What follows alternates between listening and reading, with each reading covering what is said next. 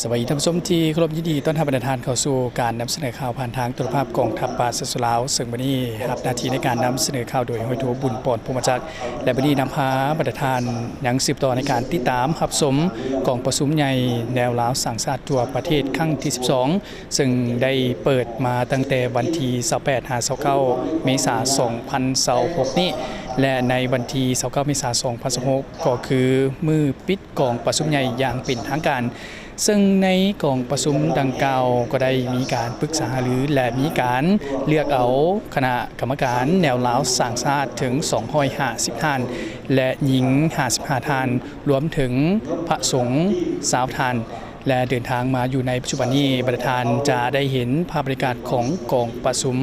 และภาพบรรยากาศต่างๆเฮาให้ประธานได้ไปติดตามรับชมกองประชุมใหญ่ผู้แทนแนวลาวสร้างชาติทั่วประเทศครั้งที่12ภายใต้คำขวัญยกสูงบทบาทของแนวลาวสร้างชาติสู่คุณภาพใหม่เสริมสร้างมหาสามัคคีและเต้าโหมกำลังแหงของทั่วปวงชนลาวทั้งชาติเข้าในการสร้างเศรษฐกิจเอกราชเป็นเจ้าตนเองอัดลงด้วยผลสำเร็จอันจบงามในตอนเช้าวันที่29เมษายน2026ที่หอประชุมแห่งชาตินครหลวงวิจันทร์โดยภายใต้การเป็นประธานของสหายกี่แก้วไข่คำพิทูลกรรมการกรมการเมืองศูนย์กลางภาคประธานศูนย์กลางแนวลาวสร้างชาติผู้ชี้นำองค์การจัดตั้งมหาชนขันศูนย์กลางให้เกียรติเข้าร่วมของสหายทองลุ้นศรีสุริตเลขาธิการใหญ่คณะบริหารงานศูนย์กลางภาคประธานประเทศแห่งสาธารณรัฐประชาธิปไตยประชาชนลาวมีสหายสอนไซศรีพันดรกรรมการกรมการเมืองศูนย์กลางภาคนายกรัฐมนตรี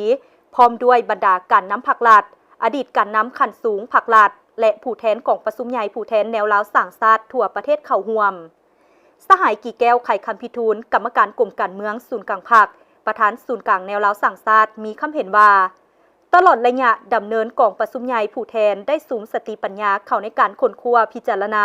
และหับห้องเอารายงานการเมืองและการกำหนดทิศทางเวียกงานในต่อหน้าที่สอดคล้องกับมติกองประชุมใหญ่ผู้แทนทั่วประเทศครั้งที่12ของภาคและแผนพัฒนาเศรษฐกิจสังคมแห่งชาติ5ปีครั้งที่10เข้าสู่เวียกงานตัวจริงตามภาระบทบาทและหน้าที่ของตนพร้อมกันนั้นกองประชุมได้หับห้องเอากฎระเบียบแนวลาวสร้างชาติสมัยที่12ที่สอดคล้องกับสภาพตัวจริงและหับห้องเอาบทสำรวจการนำพารวมของคณะกรรมการศูนย์กลางแนวลาวสร้างชาติสมัยที่11กองประชุมใหญ่ได้รับฟังการประกอบคำเห็นจากผู้ตั้งหน้าองค์การจัดตั้งพรรครัฐองค์การภาคีแนวลาวสร้างชาติขันท้องถิ่นตัวแบบดีเด่นเพื่อยั่งยืนตื่มต่อรายงานการเมือง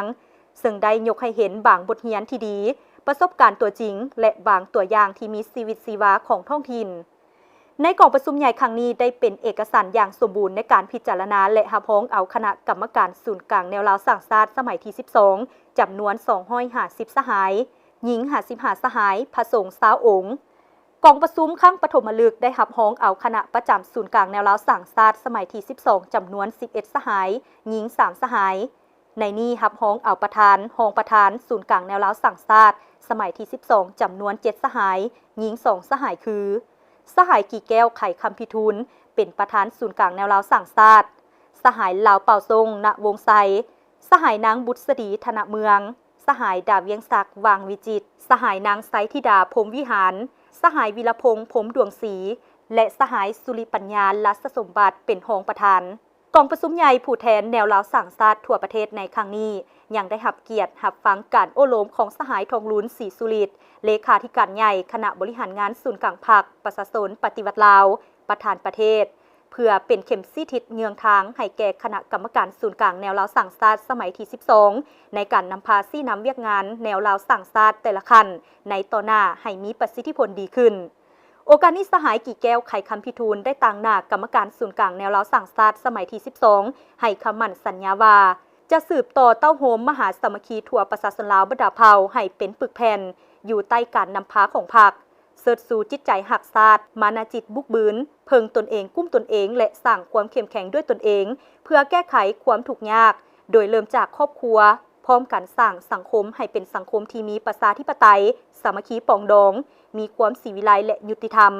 เรียกห้องมายังกรรมการศูนย์กลางแนวลาวสร้างชาติทั้งอยู่ภายในและต่างประเทศแนวลาวสร้างชาติขันต่างๆและองค์การภาคี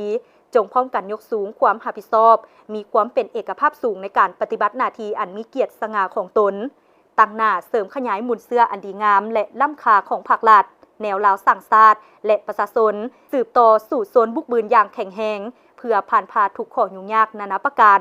พร้อมกันก้าวไปสู่อนาคตอันสว่างไสวของประเทศชาติที่แสนหักของพวกเฮา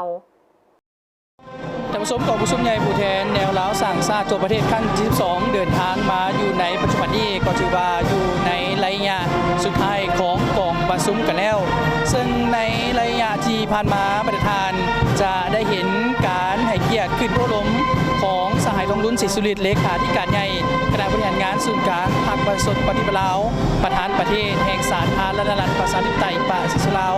ต่อกับกองประชุมดังกล่าวพร้อมกับการให้ทิศ4ทิศเรียงทางให้กับศูนย์กลางแนวลาวสร้างชาติในสุดใหม่นี้เพื่อในการเสริมขยายภาระบทบาทของตนเองในการเข้าร่วมความสามัคคีของปวงชนลาวทั้งชาติบ่ว่าจะอยู่ในภายในประเทศและอยู่ทางนอกประเทศท่านผู้ชมตอนนี้เวลาของการนำเสนอ